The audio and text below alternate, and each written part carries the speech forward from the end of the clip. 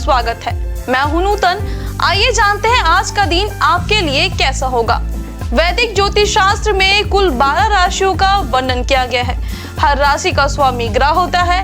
ग्रह नक्षत्रों की चाल से राशि फल का आकलन किया जाता है। आज सोमवार है और सोमवार का दिन शिव जी की पूजा उपासना के लिए समर्पित होता है। चलिए जानते हैं आज का दिन किन राशि वालों को होगा लाभ और किन राशि वालों को आज के दिन रहना होगा सावधान। मेष राशि, आज का दिन आपका उतार चढ़ाव से भरा रहेगा। स्वास्थ्य को लेकर खुद परेशान हो सकते हैं। परिवार में किसी अपने का दुखद समाचार प्राप्त होगा। किसी व्यक्ति को बड़ी धनराशि उधार ना दें। वृषभ राशि, आज का दिन आपका अच्छा रहेगा। कोई महत्वपूर्ण कार्य आज आपका बन सकता है। स्वास्थ्य ठीक रहेगा। परिवार में मान सम्मान बढ़ेगा। मिथुन राशि, आज का दिन आपका सामान्य रहेगा। परिवार में किसी अपने की चिंता बनी रहेगी। व्यापार में घाटा लग सकता है। कोई नया कार्य शुरू ना करें। कर्क राशि, आज आपका दिन अच्छा रहेगा। पुराना रुका हुआ कार्य आज पूर्ण होगा। कोई विशेष कार्य के लिए विशिष्ट व्यक्ति से मिलना होगा। मन प्रसन्न रहेगा। सिंह राशि, आज आप कुछ परेशानियों में उलझ सकते हैं। शारीरिक थकावट और मानसिक परेशानियों से आप खुद को परेशान महसूस करेंगे। व्यापार में अपनों से धोखा मिल सकता है। कन्या राशि, आज का दिन आपका अच्छा रहने वाला है। सोचे हुए कार्य पूर्ण होंगे। स्वास्थ्य में लाभ प्राप्त होगा। किसी अपने से मिलना होगा। परिवार में कोई सुख समाचार प्राप्त होगा। तुला राशि, आज का दिन आपका अत्यधिक परिश्रम से भरा रहेगा। कार्य की अधिकता के कारण आप शारीरिक थकावट महसूस करेंगे। माता पिता का स्वास्थ्य बिगड़ सकता है। आप किसी कार्य के लिए सोच रहे हैं। वृश्चिक राशि, आज आपका मन अशांत रहेगा। किसी बात को लेकर पत्नी से मतभेद हो सकता है। स्वास्थ्य में गिरावट महसूस होगी। किसी अपने के द्वारा आपको कोई कार्य बिगड़ सकता है। धनु राशि, आज के दिन आप किसी लंबी यात्रा आदि पर जा सकते हैं। स्वास्थ्य में उतार चढ़ाव बना रहेगा। परिवार में किसी अपने का दुखद समाचार प्राप्त होगा। व्यापार में नुकसान होने की संभावना है। मकर राशि, आज का दिन आपके लिए बहुत अच्छा रहने वाला है। आप किसी धार्मिक यात्रा आदि पर जा सकते हैं। व्यापार में लाभ होगा। आप व्यापार में कोई बड़ा निवेश कर सकते हैं। कुंभ राशि, आज का दिन आपके लिए बहुत अच्छा रहने वाला है। आज आपका स्वास्थ्य भी ठीक रहेगा। किसी परिचित व्यक्ति के कारण आपको व्यापार में हानि उठानी पड़ सकती है। मीन राशि, आज का दिन आपके लिए अच्छा रहने वाला है। आप कहीं बाहर जा सकते हैं। व्यापार में आज कार्य क्षेत्र में परिवर्तन कर सकते हैं जिससे आपको लाभ प्राप्त होगा। ज्योतिष शास्त्र की एक शाखा अंक शास्त्र के जरिए बिना जन्म कुंडली के भी भूत भविष्य और वर्तमान जाना जा सकता है। गणित के अंकों से आप जान सकते हैं कि आपका आने वाला समय कैसा रहेगा, आपका जीवन कैसा रहेगा, किससे आपकी मित्रता होगी, किस व्यक्ति से आपकी दुश्मनी होगी। साथ ही आप और बहुत कुछ जान सकते हैं। अंक शास्त्र से जानिए आपके लिए आज का दिन कैसा भाग्य लेकर आ रहा है।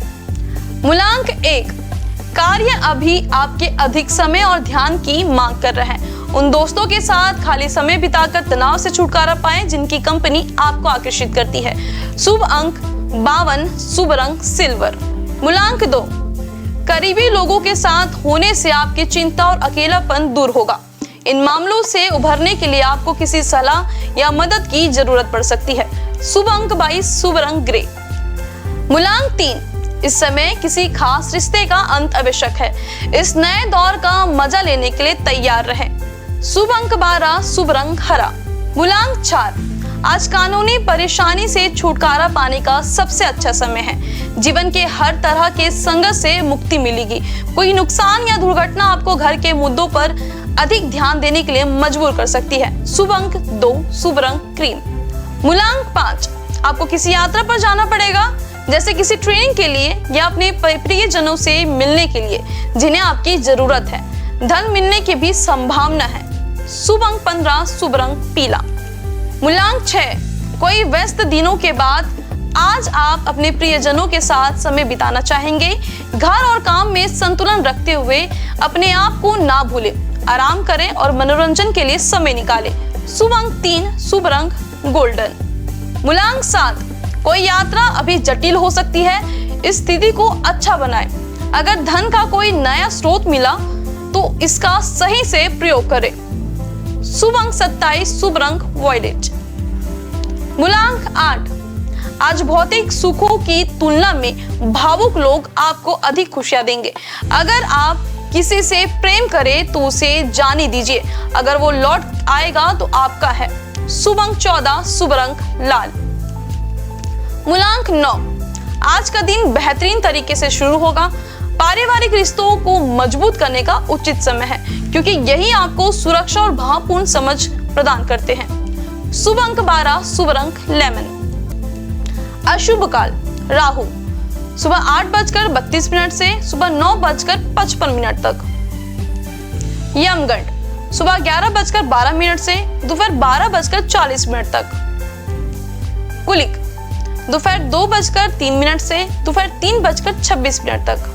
ध्रुव मुहूर्त दोपहर 1:02 से दोपहर 1:45 तक। व्रज्यम दोपहर 12:04 से दोपहर 1:33 तक। शुभ काल अभिजीत मुहूर्त दोपहर 12:18 से दोपहर 1:02 तक। अमृत काल रात 9:02 से रात 10:32 तक। ब्रह्म मुहूर्त सुबह 5:33 से सुबह 6:21 तक। ये तो थी आज की राशिफल, अंक राशि और पंचांग। कल फिर मिलेंगे इंडियन न्यूज में आपके भाग्य के बदलते सितारों की दिशा को लेकर हमारे विशेष कार्यक्रम राशिफल में। नमस्कार।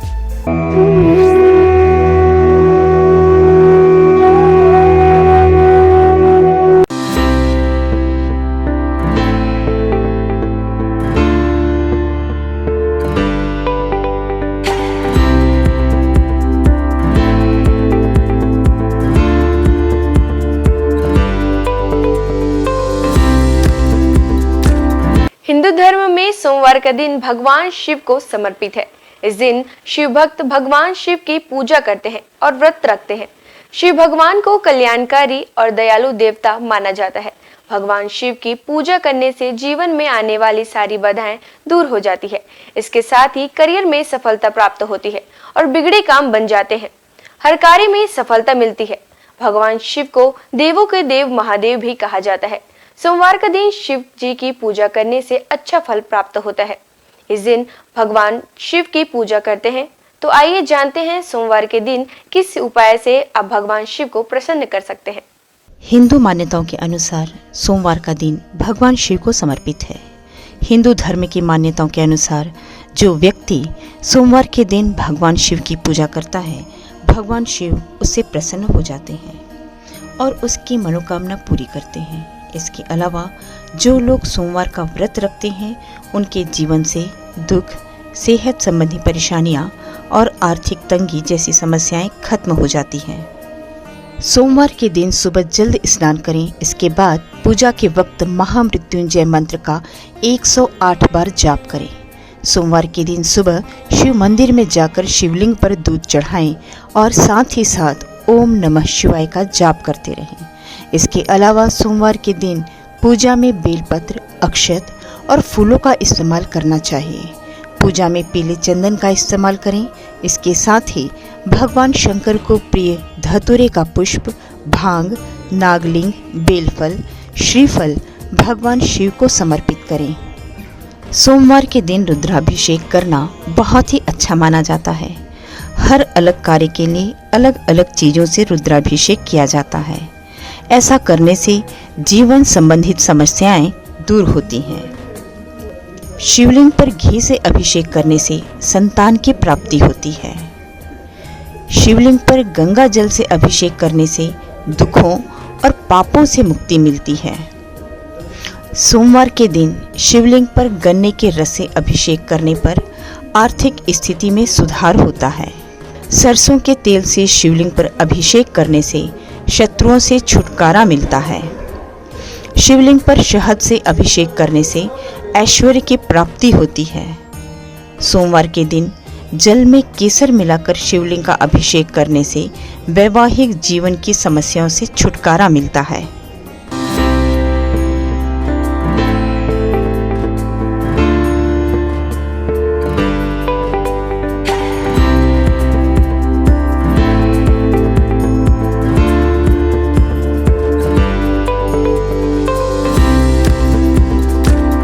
सोमवार के दिन श्रद्धालुओं को किस प्रकार से भगवान शिव की पूजा अर्चना किया जाना चाहिए, चलिए जानते हैं।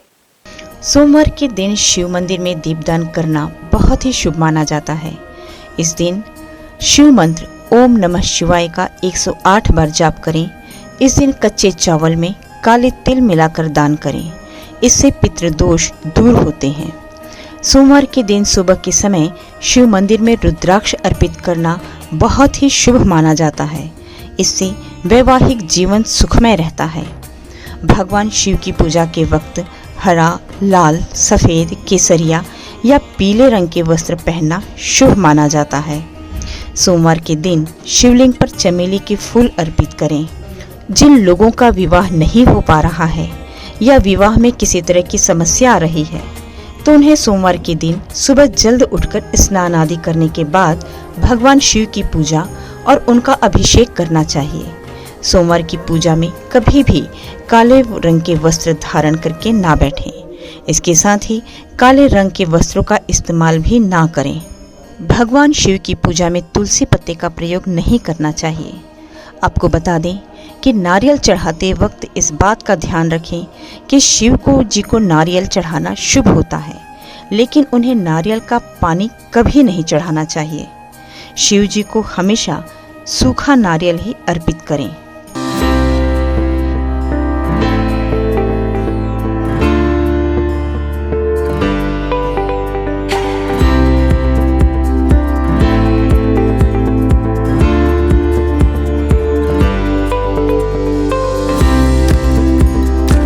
केदारनाथ से आगे है अमरनाथ और उसके आगे है कैलाश पर्वत।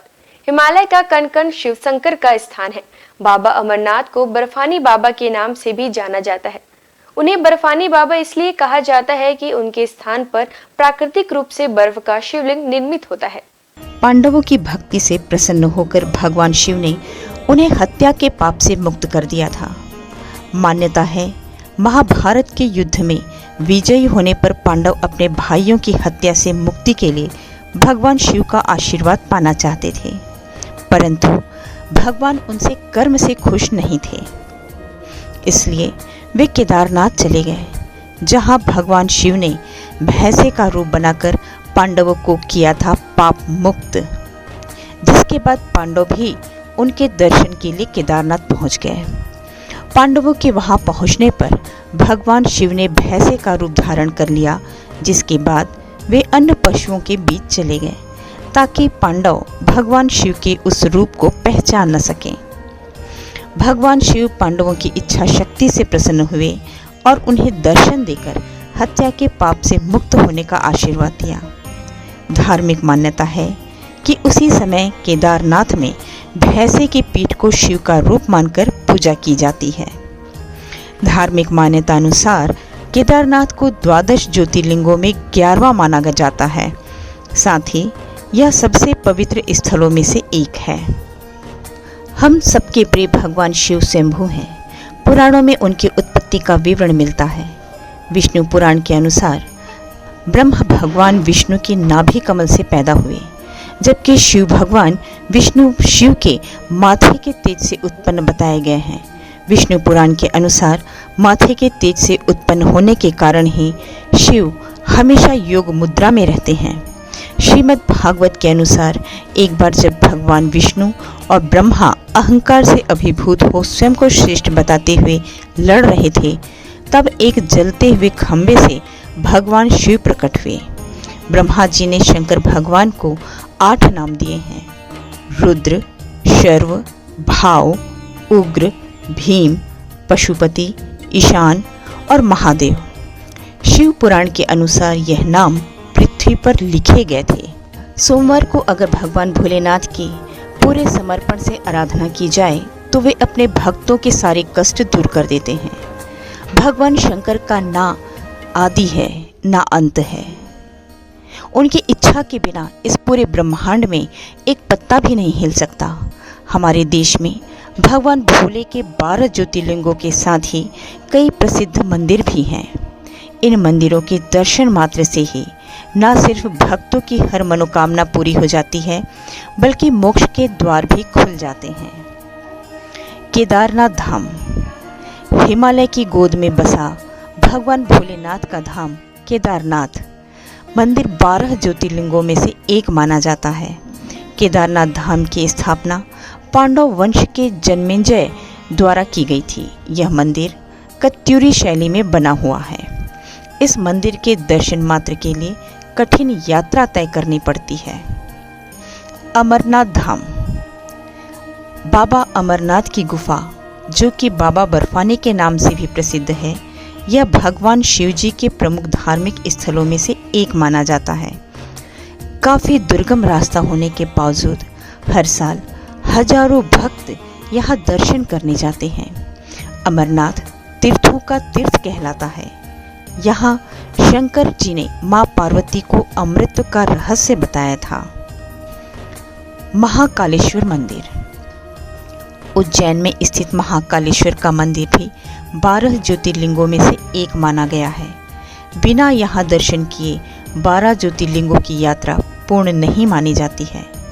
महाकालेश्वर मंदिर में लिंग स्वरूप भोलेनाथ की प्रतिमा दक्षिणामुखी है। मुरुदेश्वर शिव मंदिर, भगवान शिव जी का यह मंदिर कर्नाटक में स्थित है। यह अरब सागर के तट पर है, जो कि मैंगलोर से लगभग 165 किलोमीटर दूरी पर स्थित है। यहाँ लगी शिव जी की मूर्ति विश्व की सबसे बड़ी मूर्ति मानी जाती है। काशी विश्वनाथ मंदिर, यह मंदिर वाराणसी में स्थित है। यह भी 12 ज्योतिर्लिंगों में से एक माना गया है। यहाँ बहती गंगा और भगवान भोले के दर्शन मात्र से ही मोक्ष के द्वार खुल जाते हैं। रामेश्वरम, तमिलनाडु के रामनाथपुरम में रामेश्वरम मंदिर स्थित है। यह भी 12 ज्योतिर्लिंगों में से एक है। इसके साथ ही यह मंदिर 4 धामों में से भी एक है।